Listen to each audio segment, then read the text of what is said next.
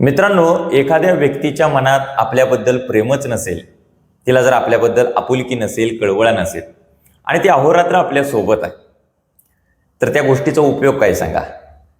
एखाद्या वस्तूबद्दल आपल्याला प्रेम नाही, ती वस्तू अहोरात्र आपल्या सोबत आहे, जवळ आहे, तर त्याचा उपयोग काय होणार सांगा? म्हणजे फक्त जवळ असून उपयोग नाही, एखादी व्यक्ती फक्त शरीरानं आपल्या सोबत असून उपयोग नाही, तर तिच्या मनामध्ये आपल्याबद्दल प्रेम पाहिजे आणि आपल्या मनामध्ये सुद्धा तिच्याबद्दल प्रेम असायला पाहिजे. हे सांगायचं नेमकं कारण असं आहे की गेले आता 16 दिवस झाला आपण संत तुकोबांचे अभंग पाहतोय, अभ्यासतोय, त्याच्यावरती चिंतन करतोय. अभंग शतक आपण करायचं ठरवलंय. माझ्या हातात ही संत तुकाराम महाराजांची छोटी अभंग गाथा आहे. याच्यामध्येच हे 100 अभंग आहेत. तर त्यातला मूळच्या गाथेतला 136 क्रमांकाचा अभंग आहे. तो अभंग आज आपण घेतोय. आज 17वा दिवस आहे आणि संत तुकाराम महाराजांचा 17वा अभंग आजच्या दिवशी आपण घेतोय.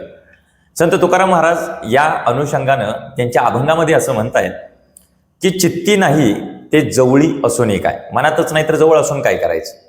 चित्ती नाही ते जवळी असूनी काय, वत्स सांडी माय तेने न्याये, प्रीतीचा तो वायू गोड लागे मात, प्रीतीचा तो वायू गोड लागे मात, जरी जाय चित्त मिळून या, तुका म्हणे अवघे फिके भावाविन, तुका म्हणे अवघे फिके भावाविन, मीठ नाही अन्न त्याने न्याये. ह्या सगळ्या ओळींचा अर्थ असा आहे. हे सगळं मराठीमध्ये आहे तसं, पण मला माहित आहे की तुकोबांचे अभंग काही जणांना कळायला फार किचकट वाटतात. फार स्वतःला अगदी विद्वान म्हणवल्या जाणाऱ्या लोकांनाही कधी कधी ते कळत नाहीत. तुकाराम महाराज पहिल्या ओळीमध्येच असं म्हणतायत की चित्ती नाही ते जवळी असून काय, म्हणजे मनात नाही तर जवळ असून काय करायचं? मग एखादी वस्तू असू नाही तरी व्यक्ती असो, काही असो. अगदी एखादं करिअर जरी आपण निवडलं असेल, एखाद्या कामात जरी आपण असेल, तर तिथं आपलं मनच नसेल आणि रोज आपण तिथं त्या ठिकाणी आहे, तर त्याचा उपयोग काय होणार? वत्स सांडी माई तेने न्याय, याचा अर्थ एखाद्या वासराला, आपल्या स्वतःच्या लेकराला एखाद्या आईनं सोडून द्यावं, तशा प्रकारची अवस्था मग आपली होती. आईनं सोडून दिलं असेल तर ते वासरू कसं तळमळत राहतं, ते लेकरू कसं तळमळत राहतं आईना, तर त्याच्यासारखी आपली अवस्था होती. वत्स सांडी माई तेने न्याय. पुढच्या ओळीमध्ये संत तुकाराम महाराज असं म्हणतायत, प्रीतीचा तो वायू गोड लागे मात, प्रीतीचा तो वायू गोड लागे मात, जरी जाई चित्त मिळून या. म्हणजे एखाद्या व्यक्तीची दुसऱ्या व्यक्तीसोबत जर मन जुळलं असेल, मन जुळली असतील, तर मग भावना उत्कट होतात. येतो प्रचंड आनंद, अगदी असा ओसंडून आनंद होतो, प्रचंड उत्साह असतो त्या ठिकाणी. म्हणजे आपण आधीच्या अभंगामध्ये जसं म्हटलं की आनंदाचे डोहे आनंद तरंग, आनंदाची अंग आनंदाचे, असा प्रचंड नुकता आनंदच आनंद फक्त ओसंडून वाहतो, प्रचंड उत्साह त्या ठिकाणी असतो. आणि शेवटच्या ओळीमध्ये संत तुकाराम महाराज असं म्हणतायत की तुका म्हणे अवघे फिके भावाविनं, मनामध्ये भावनाच नसेल तर मग सगळं अवघच्या अवघं फिकाय सगळं, त्याचा काही उपयोग नाही. मग बाहेरचा डामडौल, बाहेरनं काही प्रतिष्ठापन मिरवत असेल, त्या ठिकाणी आणखी काही नुकतं मिरवणं जे असेल तर त्याचा काही उपयोग नाही. कोरडं चेहऱ्यावरती हास्य आणून काय करायचं?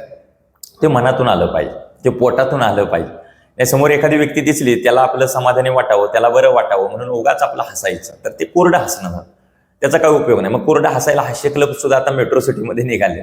ते नुकतं म्हणतात हसा, मग हसायचं आणि त्याला पैसे द्यावे लागतात. कोरड्या हसण्याला पैसे द्यावे लागतात आणि मनापासून जे हसणं असतं, पोटातून जे येतं, ते काय पैशात ते मोजताच येणार नाही. मुळात अनमोल आहे ते हसणं. तुका म्हणे अवघे फिके भावाविनं, भाव महत्वाचा आहे आपल्या मनातला. आणि पुढे ते म्हणतात मीठ नाही अन्न तेने न्याय. मीठ नसलेलं जे अन्न आहे ते कसं रुचकर नसतं, बेचव असतं. त्या अन्नासारखी अवस्था मग आपली होती, आपल्या आयुष्याची, आपल्या जीवनाची. आणि तशी जर आपल्याला होऊ द्यायची नसेल तर आपल्या मनातला भाव हा उत्कट असला पाहिजे आणि ते मनापासून असलं पाहिजे. उगाच कोरडं जगण्यात काही अर्थ नाही. मूळ गाथेतला 136 क्रमांकाचा हा अभंग आहे. आजचा 17व्या दिवशीचा आपला 17वा अभंग आहे. संत तुकाराम महाराजांच्या या अभंगाबद्दल आपणाला काय वाटतं? आपलं मत मला कमेंट थ्रू कळवायला विसरू नका. आपल्या जीवनामध्ये असं काही घडत असेल तर त्या अनुषंगानंही निश्चितपणानं आपण व्यक्त व्हा. व्हिडिओ आवडला असल्यास निश्चितपणानं लाईक करा आणि असे पुढचे सगळे अभंग पाहण्यासाठी माझ्या अजूनही विक्रांत पाटील स्पीकर या ऑफिशियल यूट्यूब चॅनेलला जर आपण सबस्क्राईब केलं नसेल तर अवश्य सबस्क्राईब करा. मनापासून धन्यवाद. रामकृष्ण हरी.